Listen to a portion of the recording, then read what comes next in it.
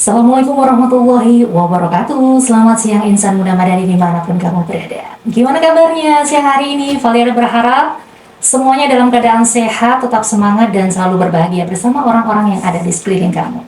Di Lintas Siar Jalan Tengumar nomor 48 Bojonegoro kembali hadir bersama kita Bincang Sehat bersama Rumah Sakit Aisyah Bojonegoro di edisi hari di Kamis 24 Agustus 2023.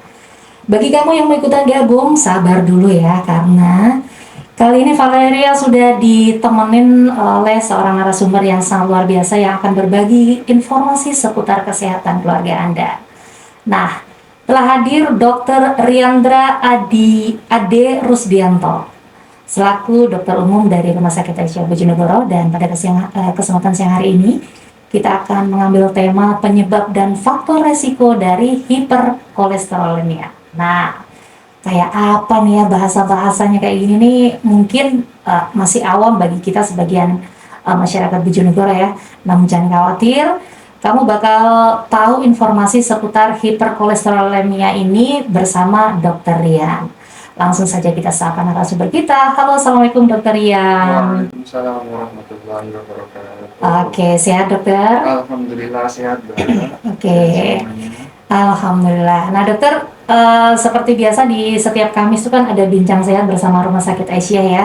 Dan tema kita yang akan kita angkat pada kesempatan siang hari ini adalah penyebab dan faktor risiko dari hiperkolesterolemia. Nah, ini kadang-kadang kita berlibet gitu ya mengucapkan kata-kata hiperkolesterolemia gitu.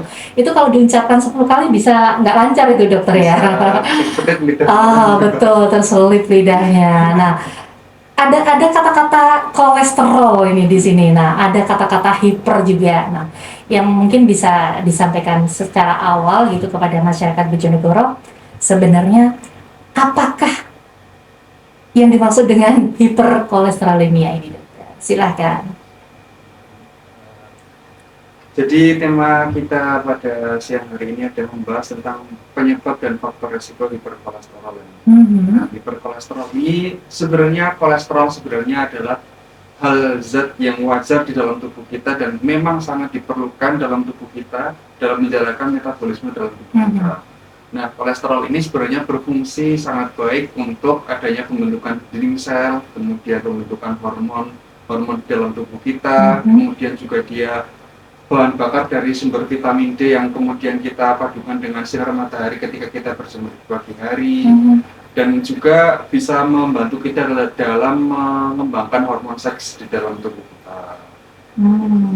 Gitu. Dan Jadi ketika adanya kolesterol yang berlebihan dalam tubuh kita, makanya itu yang disebut adanya penyakit hiperkolesterol.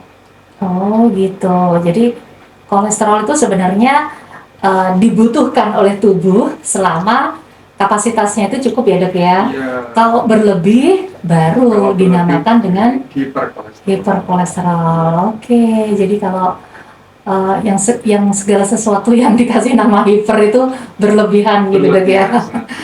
Oke, jadi kalau begitu tidak bagus ya yang bernama hiperkolesterolemia ini dokter. Iya, kalau hiperkolesterol kan sebenarnya tadi saya sebutkan bahwa dia diproduksi oleh tubuh kita sendiri, terutama pada bagian hati kita, dan kolesterol ini juga diperoleh dari sumber-sumber makanan yang kita makan dari luar. Contohnya ketika kita makan gorengan yang berlebihan, kemudian makan daging, makan kacang-kacangan pun juga kita sebenarnya itu juga memakan kolesterol. Kan nggak boleh dok, kan kacang-kacangan kan nggak beneran itu ya? Iya itu. Harus kacang beneran itu dok? Terutama kacang almond, kemudian buncis itu sebenarnya juga kacang hijau itu juga bisa. Jenis kacang ya, itu ya? Jenis kacang. Jadi kolesterol sebenarnya di dalam tubuh kita itu ada 3 jenis. Yang pertama HDL, kemudian LDL, kemudian triglycerid, dan kemudian adanya kolesterol total. Nah, untuk sebaiknya kita sebagai masyarakat itu juga rutin cek berkala tiap 3 bulan, tiap 6 bulan, supaya untuk memonitor kadar kolesterol di dalam tubuh kita. Nah, untuk rentang-rentangnya dari kolesterol yang baik adalah ketika kolesterol total itu kurang dari 200-nya, kemudian LDL kurang dari 150, kemudian untuk LDL kurang dari 100, untuk triglycerid kurang dari 150, dan HDL terutama ini untuk laki-laki lebih dari 40. Kalau HDL itu lemak yang baik sebenarnya, Mbak. HDL itu lemak yang baik, yang ketika dia di mana kadarnya berlebihan di dalam darah itu malah lebih baik karena dia mengeliminasi lemak-lemak yang jahat yang disebut LDL itu, yang dia untuk mencegah adanya faktor resiko plak di dalam pembuluh darah kita. Nah, untuk kadar baiknya untuk HDL itu lebih dari 40 untuk laki-laki, dan untuk perempuan lebih dari 50. Gitu. Jadi kolesterol yang ada di dalam tubuh kita antara laki-laki dengan perempuan itu tidak sama. Tidak sama. Sebenarnya sama, cuma untuk kadar lebih baiknya tuh untuk HDL itu lebih dari 40 untuk laki-laki, sedangkan untuk wanita itu lebih dari 50 itu lebih baik. Jadi untuk HDL itu lebih banyak lebih baik gitu, Mbak. Lebih banyak lebih baik Iya. untuk HDL-nya. Iya. Tapi untuk LDL-nya LDL-nya ini yang jahat. tidak boleh ada gitu ya. yang jahat, LDL dan triglycerid. Kalau Oke. LDL itu kemungkinan kita bisa peroleh dari makanan seperti daging, kemudian gorengan dan lain-lain. Nah, kalau triglycerid ini kita peroleh dari makanan yang disebut kacang-kacangan. Oh gitu. Dan juga beda ya antara lemak di dalam tubuh kita, di dalam darah, dan lemak di bawah kulit kita. Nah, kita sering misinterpretasi di antara di mana kadang kita menghubungkan orang yang gemuk itu pasti kolesterolnya tinggi, atau orang yang kurus memang tidak pernah punya kolesterol yang tinggi. Itu anggapan yang salah, karena lemak di bawah kulit kita itu hanya sebagai cadangan energi, sedangkan lemak di dalam pembuluh darah kita itu yang berikatan dengan protein, yang dimana ketika dia kadarnya naik itu yang menyebabkan adanya penyakit hiperkolesterol. Jadi nggak semua orang yang kurus juga terbebas dari penyakit hiperkolesterol juga tidak. Ada kemungkinan masih bisa gitu ya. Banyak juga Mbak pasien-pasien yang kurus-kurus gitu terkena kolesterol. Karena mungkin beranggapan kurus nggak bakalan banyak lemaknya gitu ya. Ternyata masyarakat mindsetnya yang masih gitu. Oke, jadi beberapa makanan yang sekiranya bisa menimbulkan hiperkolesterol tadi ada goreng-gorengan ya, panci, wajan itu dok, gitu ya. Jadi segala makanan yang digoreng berpotensi menimbulkan, apalagi minyaknya yang dipakai dengan minyak yang dipakai berulang kali itu lebih tinggi potensinya gitu ya. Dan beberapa makanan yang saya sebutkan secara spesifik ya, untuk makanan seafood itu sebenarnya tinggi, kecuali ikan ya. Seafood seperti kerang, kemudian juga cumi, kepiting itu sangat tinggi ya kolesterol. Tinggi kadar kolesterolnya. Bebek itu juga lebih tinggi daripada ayam, baik daging maupun telurnya. Burung puyuh juga. Itu yang enak-enak itu ya, malah banyak kolesterolnya. Kemudian santan, jeroan, dan yang paling tinggi itu diantara beberapa makanan adalah otak sapi. Itu yang paling tinggi kolesterolnya. Karena ada tuh Mbak yang sering. Emang ya. Banyak ya? Iya. Orang yang mengkonsumsi. Apalagi kalau kuliner gitu kan pakai telur gitu kan enak. Wow. Ternyata nih ya, enak mungkin banyak bahayanya juga gitu. Nah ternyata kuning telur juga berpotensi ternyata ya. Berpotensi apalagi telur bebek. Wow. Kolesterolnya tinggi. Jadi insan muda Madani perlu kita waspadai ya, beberapa makanan yang sekiranya itu enak memang boleh dikonsumsi asal tidak berlebihan itu tadi dok ya. Sebenarnya boleh dikonsumsi berlebihan pun boleh, asalkan ketika kita waktu luang ya jangan mager. Kita tetap beraktivitas fisik, karena aktivitas fisik sendiri dia akan meningkatkan lemak baik atau yang disebut HDL di dalam tubuh kita dan mengurangi kadar LDL dan triglycerid di dalam tubuh kita.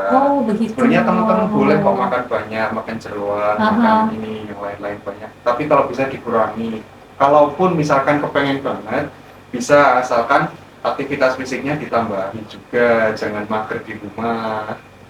Begitu, jadi masih boleh insan muda Madani ya. Bagi kamu yang mempunyai hobi kuliner, mencoba segala sesuatu yang sifatnya berlemak itu tadi, masih boleh asal jangan mager setelah makan gitu ya. Habis makan lari-lari gitu. Pokoknya nggak boleh diem aja ya, karena memang kalau diem berarti nanti akan membentuk zat yang jahat itu tadi ya dok ya. Timbunan kolesterol makin banyak di dalam tubuh kita. kita ketika kita makan makanan yang sudah saya sebutkan beberapa contoh makanan tadi yang mengandung banyak kolesterol. Oke. Nah, dokter, tadi disebutkan bahwa orang yang terkena hiperkolesterolemia itu juga bisa diidap oleh orang yang kurus kayak gitu. Nah, mungkin selain orang dengan berat badan yang tidak berlebih, mungkin apakah ada potensi-potensi lain yang bisa terkena hiperkolesterolemia ini, dok? Hiperkolesterol ini sebenarnya kaitannya sangat erat, memang sangat erat dengan orang yang gemuk ya, Mbak. Oh gitu. Karena ada satu penyakit yang disebut sindroma. Sindroma itu kan kumpulan dari berbagai penyakit. Oke. Nah, itu ada namanya sindroma metabolik, di mana dia erat kaitannya dengan hiperkolesterol, kemudian erat juga kaitannya dengan adanya obesitas, kemudian erat kaitannya dengan hipertensi dan diabetes mellitus. Jadi kenapa penyakit-penyakit tersebut berkaitan? Yang pertama, hipertensinya dulu kita bahas. Kolesterol ini kan dia juga menyebabkan adanya plak di dalam pembuluh darah kita. Ketika dia adanya plak, otomatis pembuluh darah di tubuh kita itu menyempit, sehingga tekanan di dalam tubuh kita, tekanan darah di dalam tubuh kita itu jadi tinggi. Dan kedua, kolesterol ini sebenarnya dia juga merupakan pembentuk hormon aldosteron. Aldosteron ini juga dia mengatur adanya elektrolit seperti natrium dan potasium, di mana dia juga mengatur tekanan darah di dalam tubuh kita. Makanya ketika adanya kolesterol terganggu, orang-orang itu sering juga tensinya tinggi. Iya, betul. Kemudian ketika dikaitkan dengan penyakit diabetes mellitus, ketika kolesterol tinggi juga pembentukan pemecahan dari glukosa ke glikogen akhirnya menjadi gula itu terhambat diserap oleh tubuh, sehingga nanti kadar gula darah tinggi.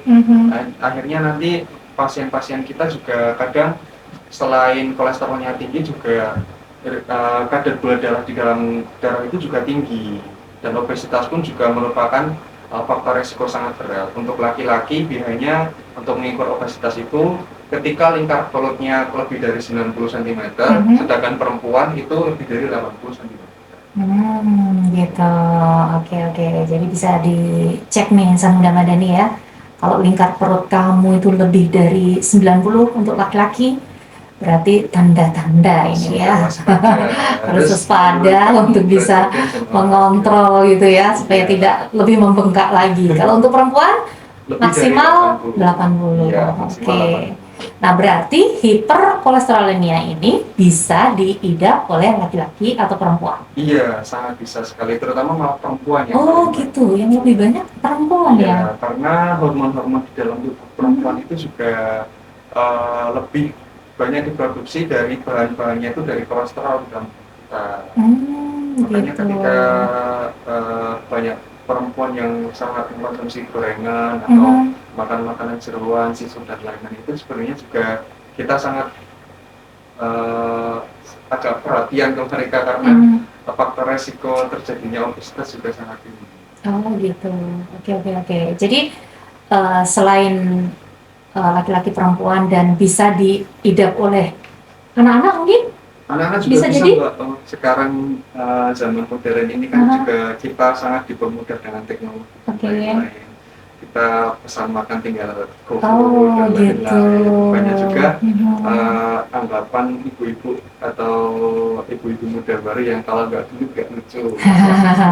Itu yang sangat sering menyebabkan salah kaprah di mana nanti anaknya obesitas, dan kita menyayangkan karena nanti kedepannya anaknya itu bagaimana. Karena sudah masih kecil, ada timbunan beberapa penyakit, apalagi ketika bapak ibunya juga dia pernah menderita hiperkolesterol, itu kan juga akan menjadi faktor resiko. Kemudian untuk ketika, makanya kalau ibu-ibu juga jangan beranggapan kalau misalkan anaknya nggak begitu, itu sangat salah, karena kasihan juga anaknya ke depannya, karena nanti ada berbagai penyakit yang mungkin mengintai anak-anak kita.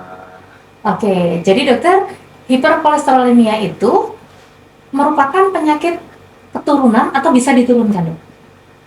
Yang pertama ada juga mbak orang yang dia nggak makan banyak pun kolesterolnya tinggi. Itu yang disebut bakat atau genetik. Oh, Nah, gitu. beberapa orang yang orang tuanya dia punya riwayat hiperkolesterol itu biasanya makan makanan gorengan dikit atau makan makanan jeroan dikit itu sudah tinggi kolesterolnya. Jadi kita antara satu pribadi dengan pribadi yang lain itu berbeda-beda responnya.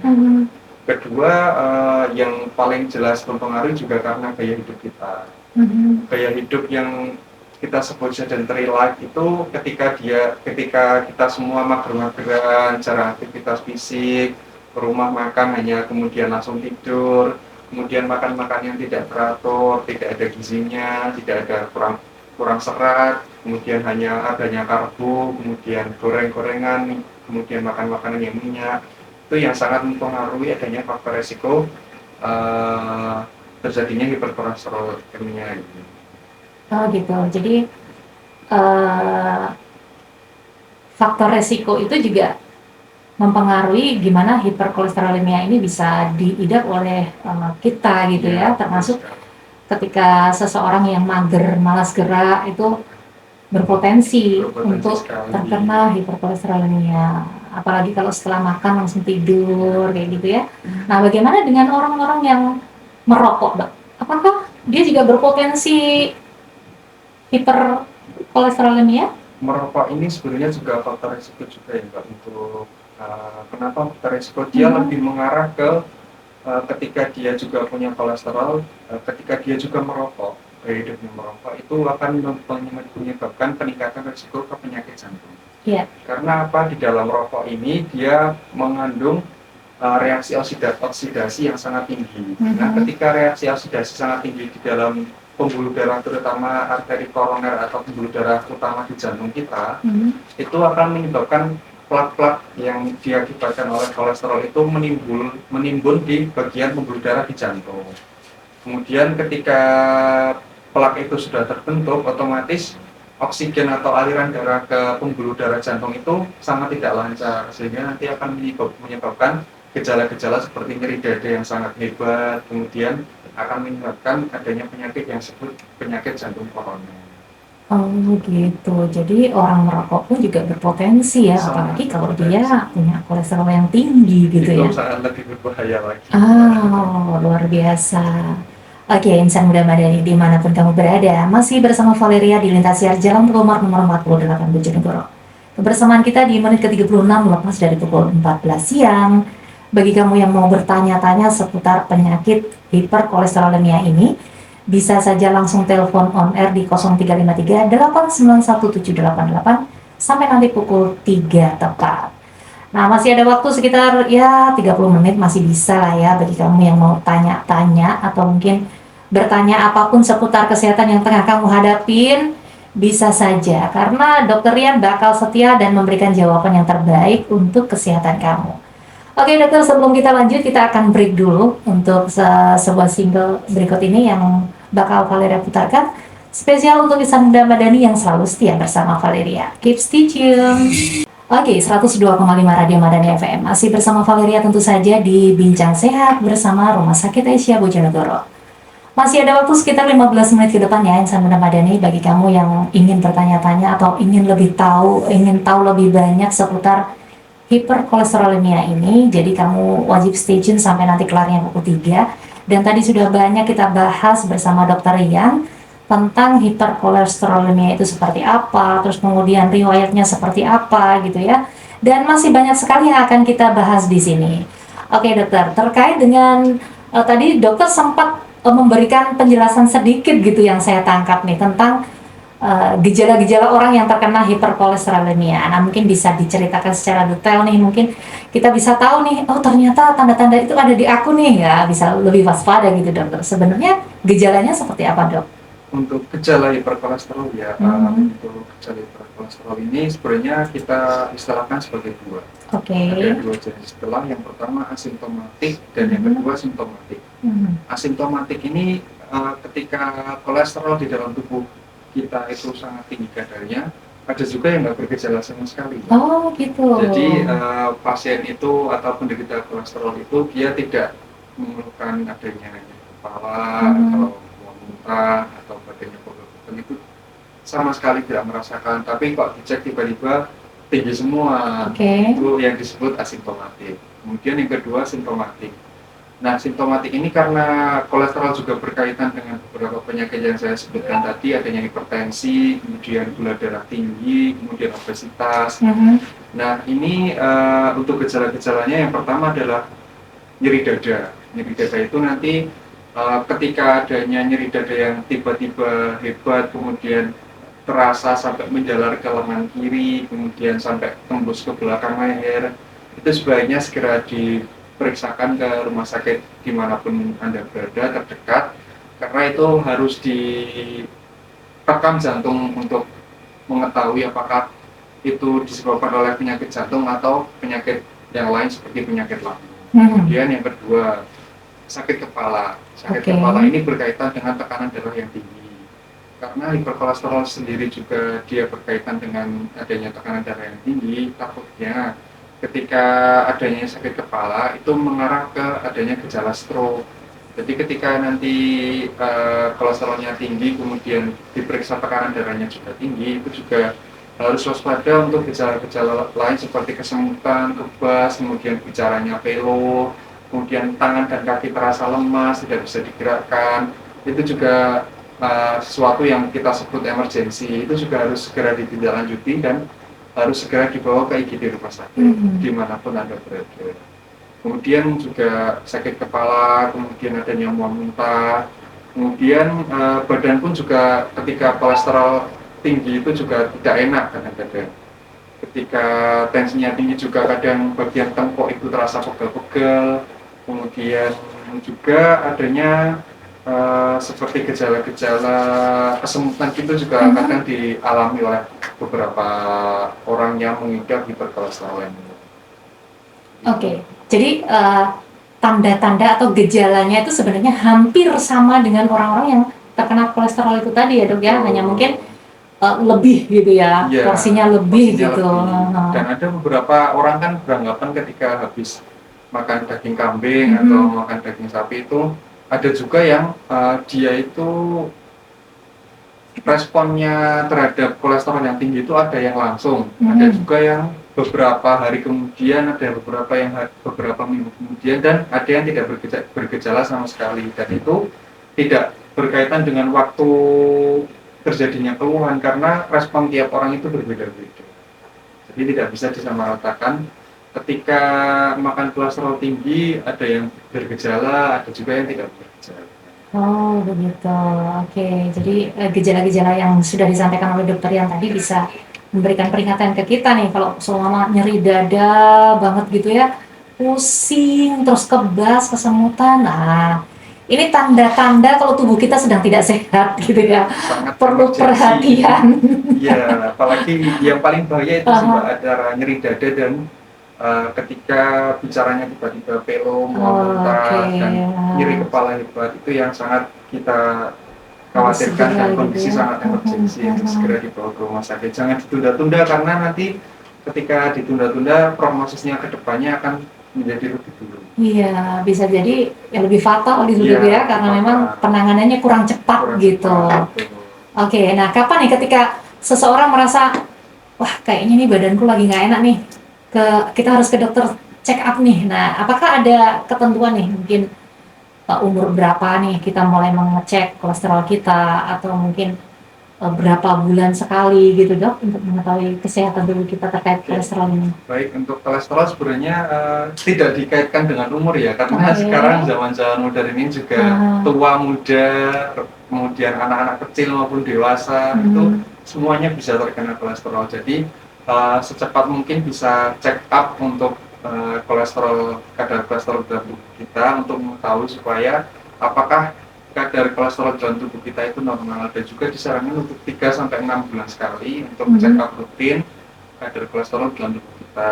Dan juga untuk jangan lupa untuk indikator-indikator lain seperti tensi juga harus dicek, kemudian asam urat, dan juga adanya gula darah di dalam tubuh kita itu karena sangat penting, karena penyakit-penyakit itu yang ada ketika masuk ke 2020 ke atas ini penyakit yang tadinya penyakit menular itu bergeser peringkatnya, digantikan menjadi penyakit yang tidak menular. Contohnya hipertensi, obesitas, kolesterol, gula darah. Itu kan penyakit-penyakit yang tidak menular. Iya, betul. Dan itu terjadi karena gaya hidup kita. Jadi sekarang ini lebih banyak penyakit yang tidak menular yang saya sebutkan tadi daripada penyakit yang menular.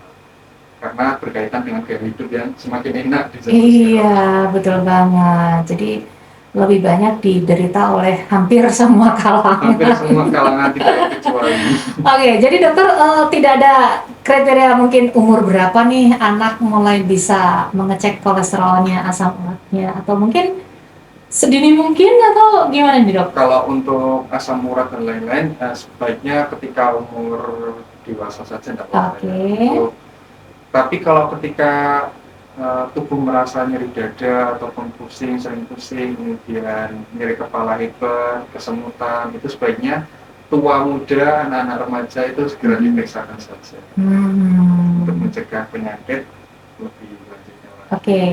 Jadi kalau di masa anak-anak selama belum ada keluhan masih boleh gitu ya, masih jalan aja hidup gitu. Jalan saja. Karena saya juga tidak banyak ya menemui pasien-pasien yang dia itu masih dewasa, masih umur 16 tahun, 19 tahun, 15 tahun. Itu ternyata ya obesitas, kemudian terkena penyakit jantung, kemudian terkena penyakit kolesterol, itu juga banyak, agak sedikit sekarang di tahun-tahun ini. Jadi tetaplah hidup sehat dengan cara aktivitas fisik yang cukup, 30 menit setiap hari atau 3,5 jam sampai 7 jam tiap minggunya, kemudian juga dietnya seimbang, tidak boleh makan makanan gula dan kolesterol atau lemak yang berlebihan, kemudian cukupi asupan garam maksimal kurang dari 5 gram sehari atau 1 sendok teh, itu juga sudah cukup untuk mengurangi prevalensi adanya penyakit hiperkolesterol di dalam tubuh kita. Oke, jadi pengobatannya sudah disebutkan ya oleh dokter ya, bahwa sebenarnya untuk menghindari yang namanya hiperkolesterolemia itu ya mengkonsumsi makanan-makanan yang sehat, tentu saja ya, junk food, fast food, wah jangan sampai itu. Yang terpenting juga berolahraga secara rutin. Nah ini nih dok, kalau orang kerja itu sudah diibaratkan itu olahraga, padahal sebenarnya bukan ya, bukan ya. Wah ini pembenaran secara sepihak. Ini dikira orang kerja itu berolahraga, padahal bukan. Paling tidak kita sempatkan habis subuh itu bisa jalan-jalan sebentar, 30 sampai 45 menit. Sebenarnya cukup jalan pun tidak apa-apa. Oke. Lari atau bersepeda yang jauh. Asalkan konstan tiap minggu itu sudah cukup. Oke deh. Oke dokter, kita akan break sebentar saja ya. Nanti bakal kita lanjut lagi Insan Muda Madani karena memang ada segala sesuatu yang lebih penting dari ini. Oke, kita akan kembali setelah yang satu ini. Ibadah sholat asar bagi Anda yang menjalankannya, semoga amalan ibadah kita diterima oleh Allah Subhanahu wa taala. Kembali lagi bersama Bincang Sehat Rumah Sakit Aisyah Bojonegoro di edisi hari ini Kamis 24 Agustus 2023. Bersama Dr. Rian selaku dokter umum dari Rumah Sakit Aisyah Bojonegoro, kita pada kesempatan sore hari ini mengupas tuntas seputar hiperkolesterolemia. Nah, tadi di akhir perbincangan kita, Dr. Rian juga sudah menyinggung nih gimana sih cara pengobatan atau cara penanganan untuk orang-orang yang terkena hiperkolesterolemia, sehingga kita menjadi lebih tahu dan lebih paham gitu ya kalau tubuh ini sebenarnya sudah ada nih tanda-tanda penyakit ini gitu. Jadi harus kita protek dari awalnya supaya tidak lebih parah tentu saja. Nah Dokter Rian, sebelum kita akhiri perbincangan kita, tadi juga sempat disinggung tentang pencegahan ya. Pencegahan tadi sudah disampaikan untuk menerapkan pola makan makanan yang sehat, terus kemudian rutin berolahraga, istirahat yang cukup, terus menjaga berat badan supaya tidak obesitas gitu ya. Terus yang paling penting tuh biasanya happy, tidak stres gitu ya, untuk segala macam penyakit ini kayaknya nih. Ya, karena stres sendiri juga ketika kita stres hormon kortisol kita naik, itu yang menyebabkan gula darah kita naik. Wah, ini nih yang perlu diwaspadai. Jadi harus lebih banyak bahagianya daripada stresnya gitu ya. Dan beberapa komplikasi yang bisa disamakan dengan hiperkolesterolemia tadi ya, Mungkin orang-orang yang terkena diabetes, hipertensi, penyakit jantung, kayak gitu. Terus mungkin stroke gitu ya, dan mungkin ada penyakit lain yang lebih berbahaya gitu dok. Yang sebenarnya untuk kasus-kasus emergensi sebenarnya itu yang paling bahaya. Oh gitu. Antara stroke sama penyakit jantung koroner itu yang paling bahaya, karena beberapa detik atau menit telat saja ketika sel otak mati itu ya udah dia nggak bisa regenerasi lagi. Telat jantung juga sama, dia untuk beberapa menit ini juga ketika dia mati kan, jantung kan organ utama juga di dalam tubuh kita. Jadi ketika dia tidak bisa memompa darah di dalam tubuh kita, otomatis itu juga sangat bahaya begitu. Oke. Jadi waspadalah. Oke dokter, perbincangan kita untuk sore hari ini sangat luar biasa, sangat inspiratif dan informatif. Semoga saja insan madani yang ada di rumah itu menjadi terbuka wawasannya gitu ya, tidak menyepelekan yang namanya kolesterol. Apalagi kalau sudah jadi hiper, wah jangan ditanya ya, jawab boleh. Oke, sebagai closing statement dokter, mungkin ada yang mau disampaikan kepada semua pendengar Radio Madani, silahkan. Untuk closing statement dari saya, sebenarnya ada beberapa nikmat yang kita abaikan di dalam hidup ini sesuai hadis riwayat Bukhari. Nikmat yang sering dilalaikan oleh manusia adalah nikmat sehat dan nikmat waktu luang. Jadi ketika kita ada waktu luang ataupun ketika kita sehat, jagalah kesehatan kita, karena sehat itu juga patut disyukuri karena itu sebuah rezeki juga dari Allah SWT. Dan juga ketika kita waktu luang, janganlah menyia-nyiakan waktu luang tersebut. Bersegeralah untuk aktivitas fisik supaya atau melakukan hal bermanfaat yang lain supaya kita lebih berkah hidupnya dan lebih sehat lagi untuk ke depan. Oke, terima kasih dokter Yan, sangat luar biasa. Jadi kita bisa menjadi lebih terbuka tentang sebuah hal kecil yang sekiranya banyak yang menyepelekan gitu ya. Oke, sehat selalu dokter, bahagia bersama keluarga, dan semoga saja di lain waktu dan kesempatan kita bisa bersua lagi dengan mengupas tema lainnya. Dan Insan Muda Madani, kebersamaan kita untuk hari ini usai sudah. Terima kasih untuk semuanya saja, dan fastabiqul khairat. Wassalamualaikum warahmatullahi wabarakatuh. Salam Spirit Madani.